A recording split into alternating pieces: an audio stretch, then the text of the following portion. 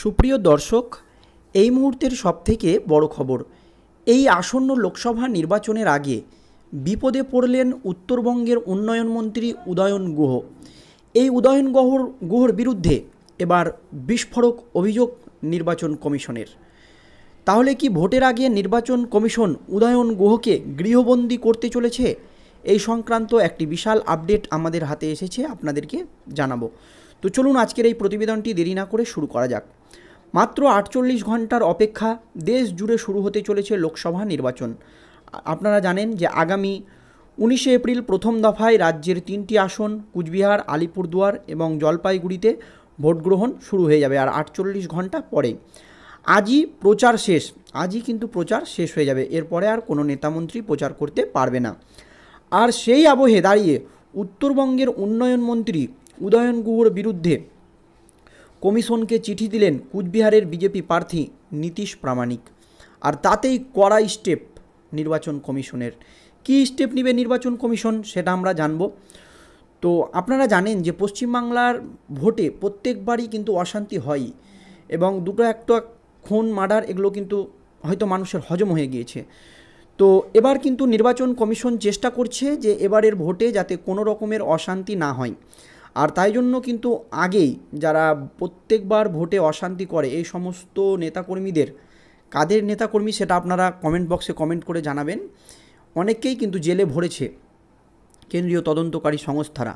আর এই আবহে এবার মন্ত্রী উদয়ন গুহকে নিয়ে বড়সড় অভিযোগ। উদয়ন গুহ যেন ভোটের দিন নিজের বুথের এলাকার বাইরে বেরোতে না পারেন। নির্বাচন কমিশনের কাছে এই মর্মে আর্জি জানালেন কেন্দ্রীয় স্বরাষ্ট্র প্রতিমন্ত্রী তথা কুচবিহারের বিজেপি প্রার্থী নীতিশ প্রামাণিক। তার কী অভিযোগ?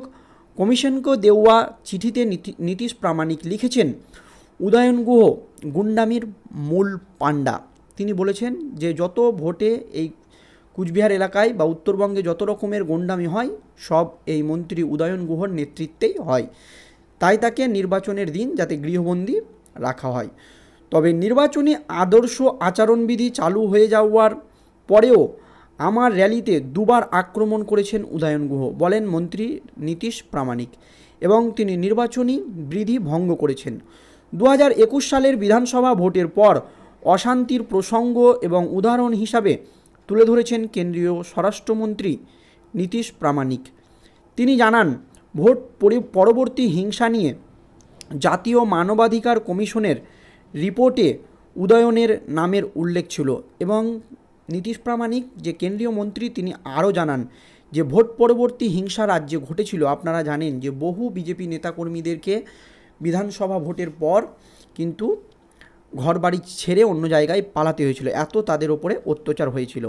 আর সেই যে অত্যাচারের যারা করেছিল তাদের লিস্টেও নাকি মন্ত্রী উদয়ন গুহর নাম রয়েছে, এমনই অভিযোগ করেছেন মন্ত্রী নীতিশ প্রামাণিক।